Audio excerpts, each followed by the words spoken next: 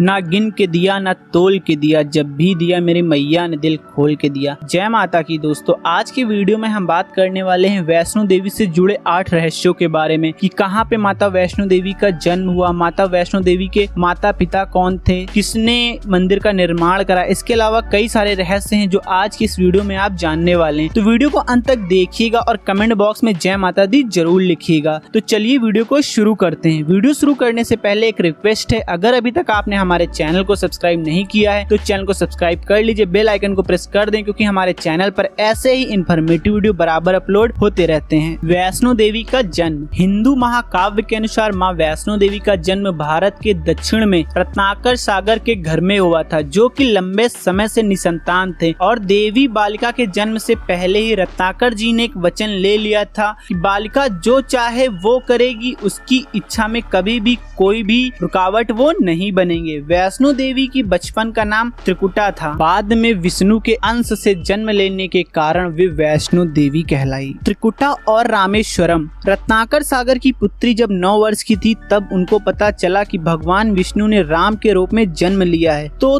तब देवी त्रिकुटा ने भगवान राम को पति रूप में पाने के लिए तपस्या करनी शुरू कर दी थी। सीता हरण के बाद राम और देवी त्रिकुटा की पहली मुलाकात हुई। तब देवी त्रिकुटा ने भगवान राम को अपना पति रूप में पाने की इच्छा प्रकट की, लेकिन भगवान राम की शादी माता सीता से हो चुकी थी और वो माता सीता को वचन दे चुके थे कि वो जिंदगी में दूसरी रानी नहीं बनाएंगे। ये बात भगवान राम ने देवी त्रिकुटा को बताई और उनसे विवाह न करने की बात कही, लेकिन देवी त्रिकुटा के बार बार आग्रह करने पर भगवान राम ने देवी त्रिकुटा के आगे एक शर्त रखी कि जब मैं लंका से लौटते समय आपके पास आऊंगा और तब अगर आपने हमको पहचान लिया तो मैं आपसे विवाह कर लूंगा। और भगवान राम ने अपना वचन निभाने के लिए लंका से वापस आते समय देवी त्रिकुटा के पास गए, लेकिन भगवान राम की माया के कारण देवी त्रिकुटा उन्हें पहचान नहीं सकी और इससे वो बहुत दुखी हो गई। तब भगवान राम ने माता त्रिकुटा के दुख को दूर करने के लिए कहा, देवी आप त्रिकूट पर्वत पे जाके गुफा में मेरी प्रतीक्षा कीजिए और जब कलयुग में मेरा अवतार होगा तब मैं आपसे विवाह कर लूंगा और तब तक महावीर हनुमान आपकी सेवा में रहेंगे। और आज भी भगवान राम के वचन अनुसार माता त्रिकुटा उनकी प्रतीक्षा कर रही और अपने दरबार में पहुंचने वाले हर भक्त की मनोकामना की पूर्ति कर रही। वैष्णो देवी मंदिर का निर्माण। ऐसा कहा जाता है कि वैष्णो देवी मंदिर का निर्माण 700 साल पहले ब्राह्मण पुजारी श्रीधर जी ने कराया था। वो बहुत ज़्यादा गरीब थे, उनके मन में माता वैष्णो देवी के लिए बहुत ही भक्ति थी।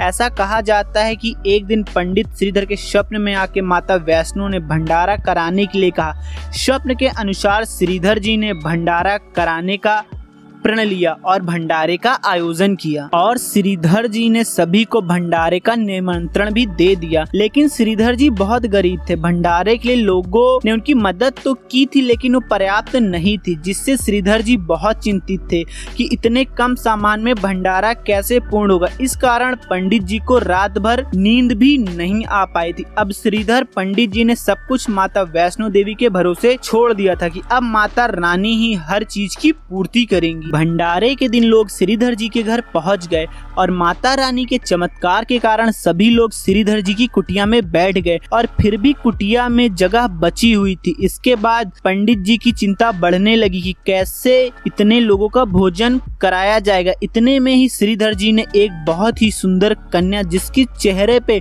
सूर्य सी चमक थी उसको आते देखा, जिसका नाम वैष्णवी था। अब भंडारा पूर्ण हो चुका था उस कन्या के आने के बाद। भंडारे के बाद जब श्रीधर जी ने उस कन्या से मिलना चाहा तब तक वो कन्या अंतर्ध्यान हो चुकी थी। कुछ समय बाद पंडित जी को माता वैष्णो देवी का सपना आया। तब श्रीधर जी को पता चला कि साक्षात माता वैष्णो देवी ही थी जो उस दिन भंडारे में आई थी। माता वैष्णो ने श्रीधर जी को सपने में इस गुफा के बारे में बताया। इसके बाद श्रीधर जी गुफा की खोज में निकल पड़े और इस गुफा तक आ पहुंचे और तब उन्होंने प्रण किया कि सारा जीवन अपना वो माता वैष्णो देवी की भक्ति में ही निकाल देंगे और तब श्रीधर जी द्वारा इस वैष्णो देवी मंदिर का निर्माण कराया गया। वैष्णो देवी मंदिर की 2 गुफाएं। वैष्णो देवी मंदिर में एक नहीं 2 गुफाएं हैं, जिसमें से एक गुफा को हम सब गर्भजून के नाम से जानते हैं। जिसकी ऊंचाई लगभग 1200 फीट है, जो कि त्रिकूट पर्वत पर स्थित है। ये गुफा अर्धकुमारी के पास में स्थित है, जहां मां वैष्णो देवी ने 9 माह तक कठोर तपस्या की थी और 9 माह तक यहाँ माता के रुकने के कारण इसे गर्भजून के नाम से जाना जाने लगा। दूसरी गुफा जो कि माता वैष्णो देवी भवन में स्थित है, इसमें 3 पिंडियों का वास है। माता सरस्वती, माता लक्ष्मी और माता काली की ये 3 पिंडियां हैं। यहाँ माता वैष्णो देवी की कोई भी पिंडी नहीं है। यहाँ माता वैष्णो देवी आदर्श रूप में विराजमान है और सभी भक्तों की मनोकामनाएं पूर्ण कर रही हैं। इसीलिए ये तीर्थ माता वैष्णो देवी के नाम से विख्यात है। गुफा में भैरव बाबा का रहस्य। माता वैष्णो देवी की गुफा में भैरव बाबा का शरीर रखा हुआ है, जो कि अब एक शिला रूप में है। माता वैष्णो देवी ने जब भैरव का सर त्रिशूल से काटा था तो धड़ यहीं रह गया था और सर जाके त्रिकूट पर्वत की चोटी पे गिरा था, जहाँ पे अब भैरव मंदिर बना हुआ है। कहा जाता है भैरव अपने वध के बाद माता से क्षमा याचना करने लगा, तो माता वैष्णो देवी ने उसे आशीर्वाद दिया कि जो भी यहाँ मेरे दर्शन करने आएगा उसके बाद वो तुम्हारे दर्शन भी करेगा।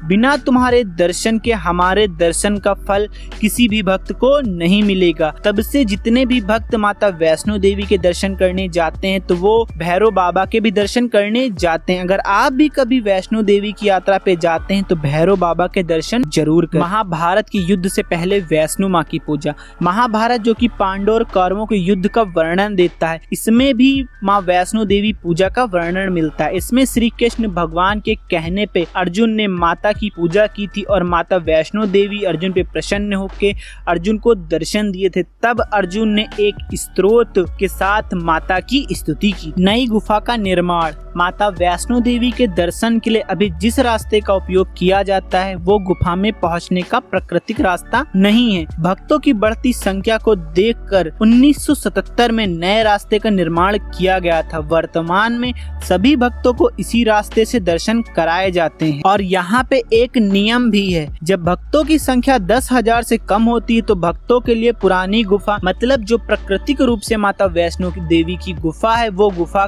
खोल दी जाती है और सभी भक्त फिर उस गुफा से दर्शन करते हैं।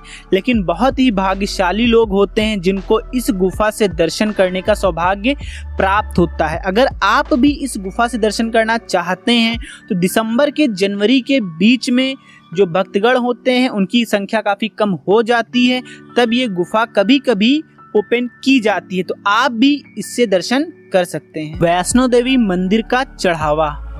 वैष्णो देवी मंदिर में वैसे तो साल भर बहुत से भक्त पहुंचते हैं, लेकिन नवरात्रों में यहाँ भक्तों की जो संख्या होती है वो 10 गुना तक बढ़ जाती है। नवरात्रों में माता के दरबार में एक अलग तरह की ही रौनक होती है और यहाँ आने वाले भक्तगण माता के दरबार में जी खोल के दान भी करते हैं। वैष्णो देवी भारत का चौथा ऐसा मंदिर है जहाँ सबसे ज्यादा चढ़ावा आता है। आज हम आपको ये भी बताएंगे कि साल भर में वैष्णो देवी मंदिर में कितना चढ़ावा आता है, जिसे जानकर आप काफी हैरान होंगे।